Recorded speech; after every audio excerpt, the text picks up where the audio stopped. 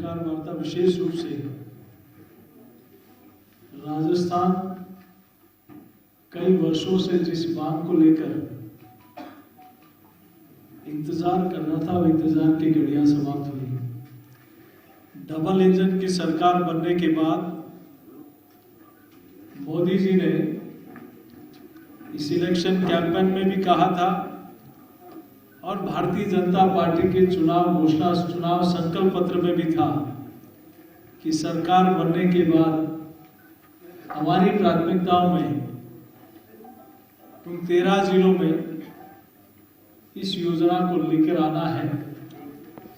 और ये मोदी जी की गारंटी है। यही एक अटूट विश्वास है जो जनता के विश्वास पर मोदी जी ने इस योजना को मंजूरी दी। मैं इस अवसर पर देश के यशस्वी प्रधानमंत्री आदरणीय नरेंद्र मोदी जी का, हमारे प्रदेश के यशस्वी मुख्यमंत्री माननीय भजनलाल जी का और हमारे जल शक्ति मंत्री जी गजेंद्र सिंह जी का और हमारे तीनों माननीय मंत्री यहाँ उपस्थित हैं, सभी का मैं प्रदेश की जनता की ओर से अभिनंदन करता हूं। और ये जनहित में किसानों के लिए एक मैं सोचता हूं बहुत बड़ा मील का पत्थर साबित होगा इस योजना की स्वीकृति।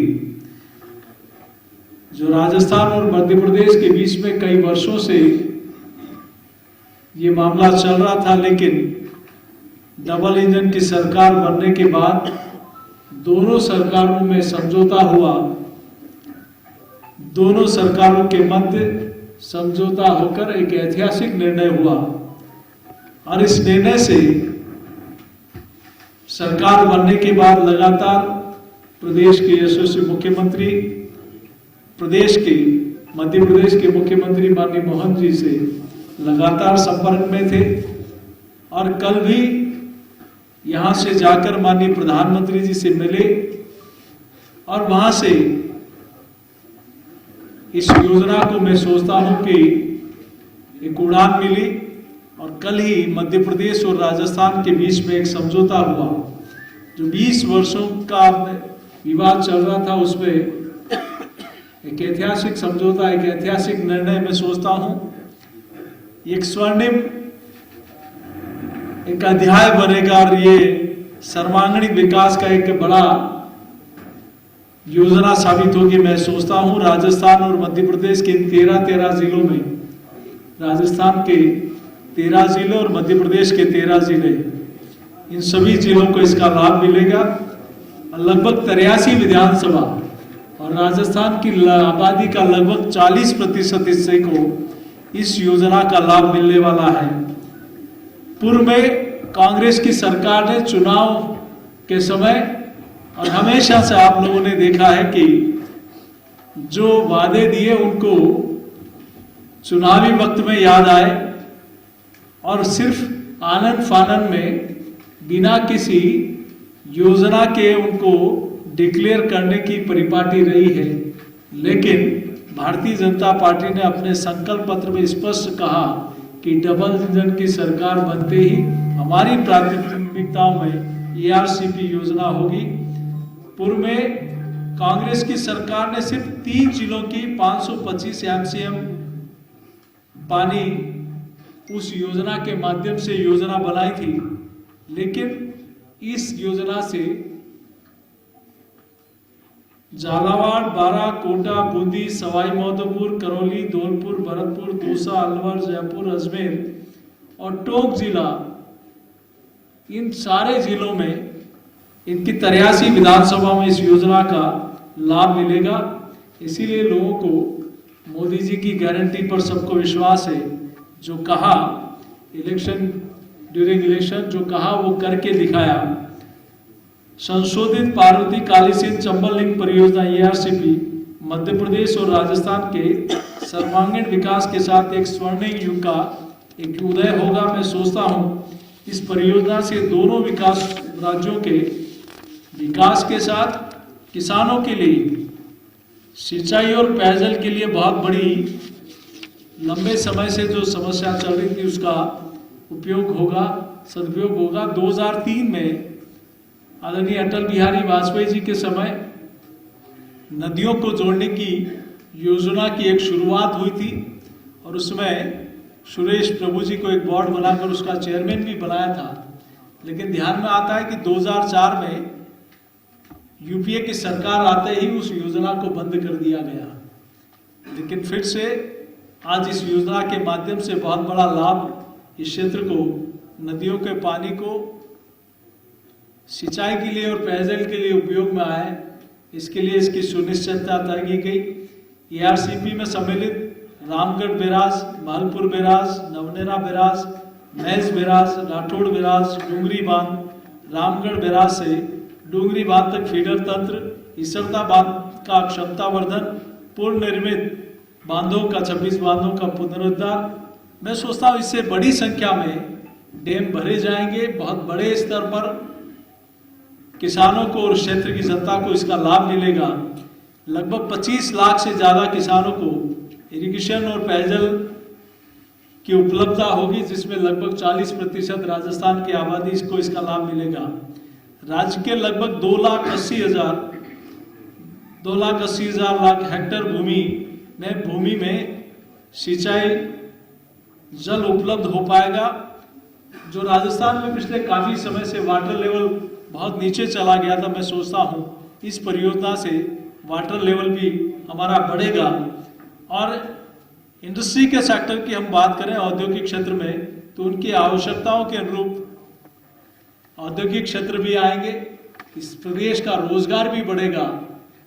तो निश्चित रूप से ये योजना जो कई वर्षों से लंबी थी, निश्चित रूप से राज्य के सर्वांगीण विकास के लिए, राज्य की उन्नति और प्रगति के लिए ये योजना एक महत्वपूर्ण साबित होगी। मैं इसके लिए प्रदेश के यशस्वी मुख्यमंत्री माननीय भजन लाल जी का, जिन्होंने और सरकार में शामिल हमारे सारे मंत्रियों का, जो सरकार में शामिल, सरकार बनने के बाद लगातार मुख्यमंत्री जी ने इस योजना के लिए इनिशिएटिव लिया, दिल्ली जाकर बात की और माननीय प्रधानमंत्री जी की हरी झंडी के बाद हमारे दोनों राज्यों के मुख्यमंत्रियों ने इस पर कल समझौता किया। हमारे जल शक्ति मंत्री माननीय गजेंद्र जी, इन सब का मैं फिर से राजस्थान की जनता की ओर से आभार प्रकट करता हूं। बहुत धन्यवाद। कुछ कहेंगे? जोशी जी, ये एमओयू जो हुआ है, ये राजस्थान की कीमत में मध्य प्रदेश को फायदा पहुंचाने वाला है क्या? ऐसी चर्चा है। देखिए, पिछले 20 वर्षों से मामला विवाद में था, लेकिन कांग्रेस ने मात्र 3 जिलों की योजना बनाई थी और जैसा मैंने कहा कि 525 एमसीएम पानी लाने की उनकी, लेकिन इस योजना से राजस्थान को और राजस्थान के सर्वांगीण विकास के लिए जो लोग कह रहे हैं वो अपने तथ्यों के आधार पर बात करें। पहले से अधिक लाभ इस योजना और पहले से ज़्यादा इस योजना से, इस योजना के माध्यम से राजस्थान को फायदा होगा। अजय जी, ये कांग्रेस ने जो पिछली बार इसका प्रोजेक्ट बनाया था, वो कह रहे थे 2051 में हम इस प्रोजेक्ट को पूरा करेंगे। कांग्रेस ने नहीं बनाया, ये बीजेपी की सरकार में बन चुका था। इन्होंने 5 साल सिर्फ बातें की, काम नहीं किया, लेकिन इस सरकार में काम धरातल पे दिखाई देगा। नहीं, मेरा सवाल ये था डॉक्टर साहब, अध्यक्ष, मेरा सवाल ये था कि कांग्रेस ने इसका टारगेट जो रखा वो 2051 रखा था पूरा करने का। अब बीजेपी का टारगेट क्या है, कब तक पूरा होगा? तो ऐसा है, ये कोई बात नहीं, आ जाएगी आवाज। ये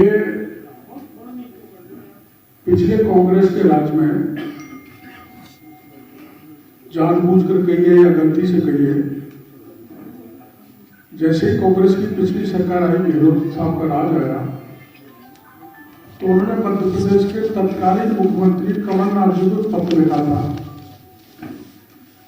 कि ईआरसीपी की योजना हम लागू करना चाहते हैं, हमें आपकी सहमति चाहिए। तो कमलनाथ जी ने मना कर दिया, हम सहमति नहीं दे रहे। और मना करने का कारण था कि ईआरसीपी की जो योजना बनी थी वो 50% वाटर डिपेंडेबिलिटी पे बनाई थी। और ये कहना गलत है कि कांग्रेस ने योजना बनाई। ये योजना वसुंधरा सरकार में बनी थी, जो आप आज मूर्त रूप ले लिया है। CWC जो केंद्रीय जल आयोग है, वो टेक्निकली ये चाहता था, और जो भी राष्ट्रीय परियोजना घोषित हुई है उसके लिए 75% वाटर डिपेंडेबिलिटी होनी चाहिए।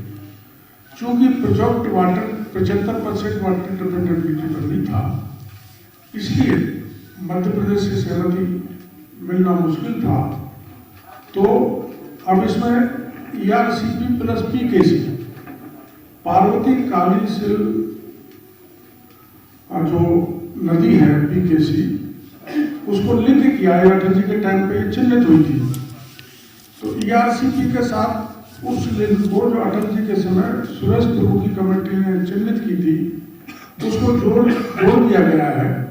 तो पानी मध्य प्रदेश को भी मिलेगा और हमको भी मिलेगा। हमको जितना पानी ERCP में मिलना था उसमें 1 MCM भी कम नहीं हो रहा।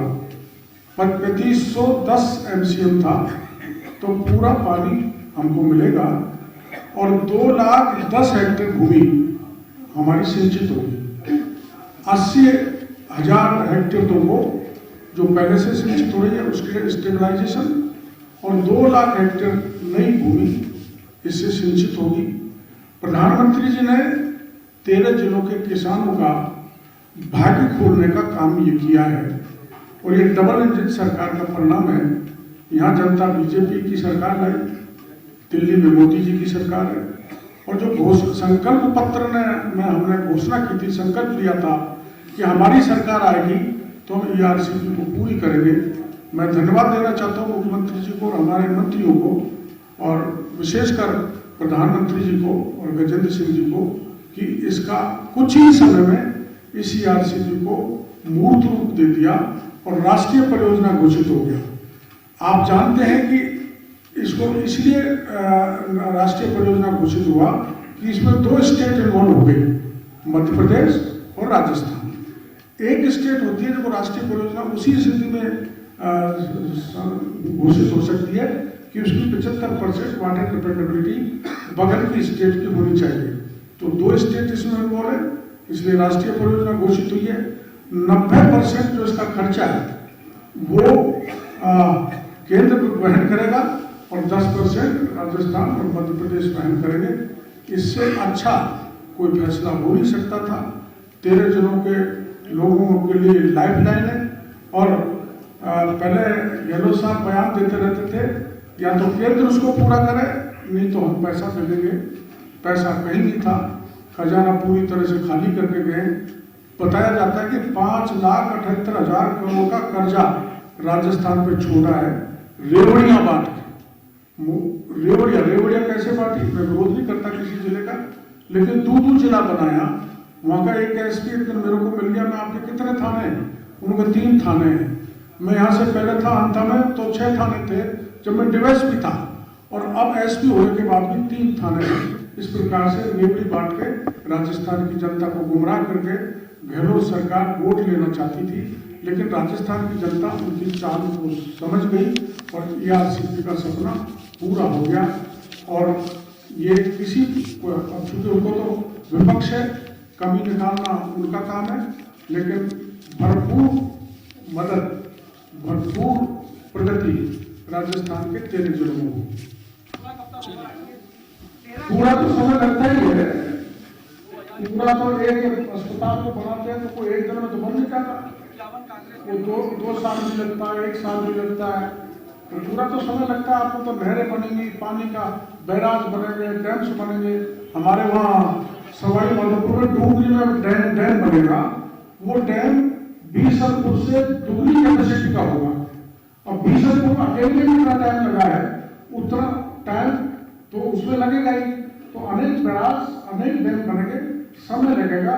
लेकिन ये भजन लाल जी भागीरथ बन के आए और ये चंबल का पानी और उसकी 5 नदियों का पानी हमको मिल गया।